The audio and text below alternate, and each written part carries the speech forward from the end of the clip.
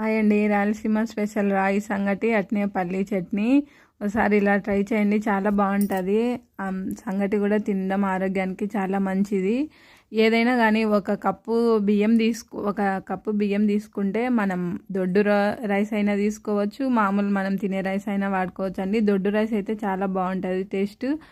ఒక కప్పుకు 4 కప్పులు నీళ్ళు పోసుకొని టేస్ట్కి సరిపడా ఉప్పు వేసుకొని బాగా ఉడకనియాలండి. అన్నం ఉడికిన తర్వాత రాగి పిండి వేసి కలుపుకోకుండా మూత పెట్టి ఒక 5 నిమిషాలు ఉడికిన తర్వాత మన దగ్గర తెడ్డు ఉంటే తెడ్డుతో అయినా తీసుకోవచ్చు. నా దగ్గర అయితే తెడ్డు కర్ర లేదండి, చపాతీ కర్ర తీసుకొని బాగా కలుపుకునేయాలండి. కలుపుకునే తర్వాత మూత పెట్టి ఒక 5 నిమిషాలు అట్లనే వదిలేయాలి. సిమ్లో పెట్టి రెడీ అయిపోతుందండి సంగటి. అట్లే పల్లీ చట్నీ ఇట్లా చేసుకొని తినండి, చాలా బాగుంటుంది.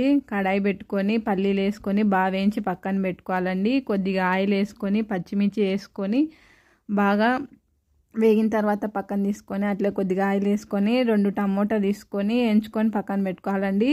అట్లే 2 ఆనియన్, చింతపండు అండి నానబెట్టుకొని ఉంచుకోవాలి.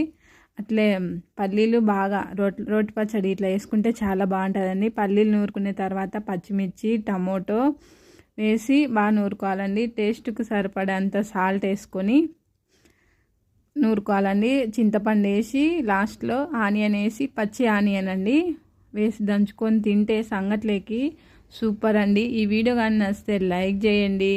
నా ఛానల్ ఎవరైనా ఫస్ట్ టైం చూస్తుంటే సబ్స్క్రైబ్ చేసుకోండి.